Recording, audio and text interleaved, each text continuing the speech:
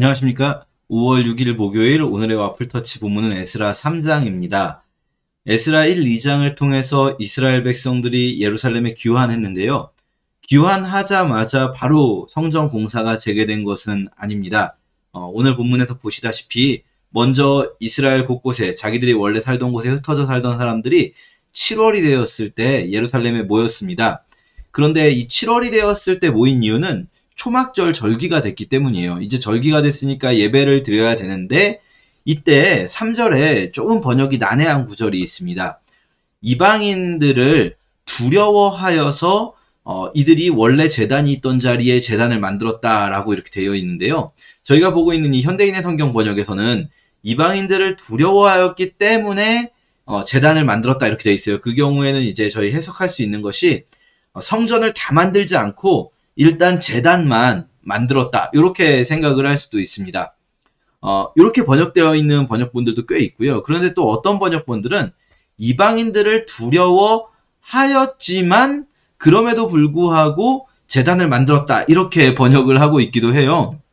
왜냐하면 당장 성전 공사가 시작되지 않는 건 바로 뒤에 나오지만 성전 공사를 위한 준비 작업이 좀 필요하거든요. 그래서 사람들이 이제 나무도 모으고 또 목공들도 모으고 이렇게 하면서 준비 작업을 마친 후에 성전 공사를 그 다음 해에 시작할 수 있게 됩니다. 그래서 이 본문이 이 3절 같은 경우에 이방인들을 두려워하였기 때문에 지금 성전을 다 만들지 못하고 제단만 만든 것인지 아니면 이방인들이 두렵지만 그럼에도 불구하고 제단을 쌓고 초막절 예배를 드렸다는 것인지 저희가 이것을 번역하는 데에는 사실은 문법적으로보다는 문맥에 좀 의지해야 되는데 쉽지가 않습니다.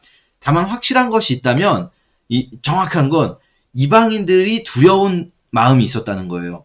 지금 이 땅에 원래 살고 있던 사람들이 보기에 갑자기 70년 만에 사실 70년 만에 나타났다는 건 그냥 굴러온 돌이라고 생각해도 되는 거죠. 이스라엘 입장에서는 원래 우리가 살던 땅이야 라고 주장할 수도 있지만 그 땅에 살던 사람들이 보기에는 이들은 굴러온 돌인 거예요. 그런데 그 굴러온 돌들이 갑자기 모여서 뭔가를 하기 시작하고 또 뭔가 거대한 건축물을 만들기 시작하고 이런 것들이 그 땅에 원래 살던 사람들 보기에는 좋아 보이지 않았다는 것, 이방인들이 텃세를 부리고 있었다는 것을 저희가 느낄 수가 있습니다.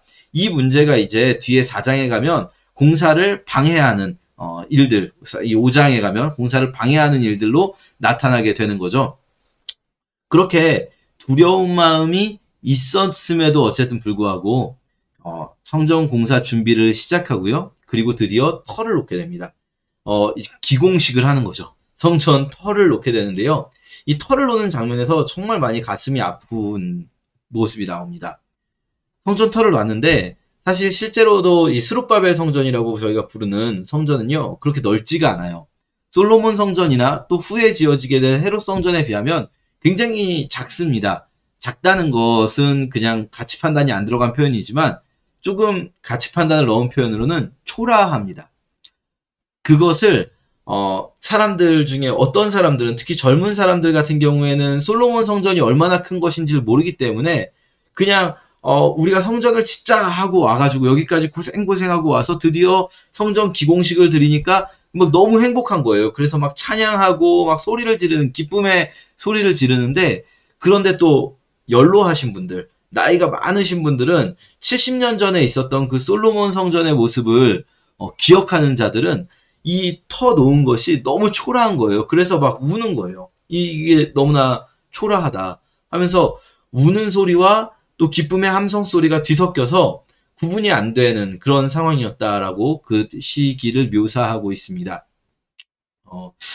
참 그런 마음이 안타깝죠. 너무나 멋있었고 휘황찬란했던 성전인데 지금 이렇게 작은 모습으로 우리 눈앞에 펼쳐질 때 사실 우리도 다르지 않을 것 같아요. 이것밖에 우리가 할 수가 없나 이런 생각이 들 수 있을 것 같아요. 사실 에스라서에서는 이 문제가 많이 부각되진 않지만 에스라와 동시대에 에스라보다 먼저죠. 지금 사실 에스라는 정확히 말하면 7장에서 이제 2차 귀환 때 돌아오는 사람이고 지금 이 스룹바벨과 동시대에 있었던 학개와 스가랴의 선포 내용에 보면 학개서와 스가랴서에 동일하게 비슷한 표현이 나오고 있어요. 이것이 작은 일이라고 무시하는 사람들이 있었다는 거예요. 이게 뭐가 성전이야? 무슨 성전이 이렇게 작아? 이렇게 우리가 고작 이거 하려고 여기까지 온 거야? 막 이런 식으로 사람들이 의기소침해지면서 성전공사가 중단되는 한 가지 이유이기도 했던 거죠. 저희가 이 본문을 읽을 때 참 남일 같지 않게 느껴질 수 있을 것 같아요. 사실 제가 몇 주 전에 미국의 어느 교회 설교를 들었는데요. 그 교회 설교 본문이 이 본문이었어요. 이 본문을 가지고 목사님께서 리버렌 목사님이 설교를 하시면서 뭐라고 하셨냐면, 코로나 이후에 우리가 교회에 다시 모이게 될 때, 코로나가 다 끝나고 이제 정말 코로나가 다 끝나고 이제는 다 모여도 됩니다 하고 다시 모였을 때 우리가 어쩌면 이런 상황을 맞이하게 될지도 모른다는 거예요. 누군가는 다시 모일 수 있고 코로나가 끝나고 예배를 자유롭게 편하게 드릴 수 있다는 것이 너무나 기쁘고 막 행복할 수도 있는데, 또 누군가는 예전의 그 모습이 아닌 거예요. 이제 코로나 다 끝났으니까 다 와도 돼요 해서 모였는데 예전의 모습보다, 물론 뭐 다 그렇진 않을 수 있겠지만, 또 어디인가는 사람이 줄어들고 와야 될 사람들이 안 오고 초라해진 우리의 모습을 보게 될 수도 있는 것 같아요. 근데요, 그때 우리가 기억해야 될 게 있어요. 학개서에도 스가랴서에도 동일하게 말씀하시지만 이 규모에 의기소침할 이유가 전혀 없습니다. 왜냐하면 하나님은 온 땅의 주인이시거든요. 규모가 이 성전의 성전됨을 결정하지 않아요.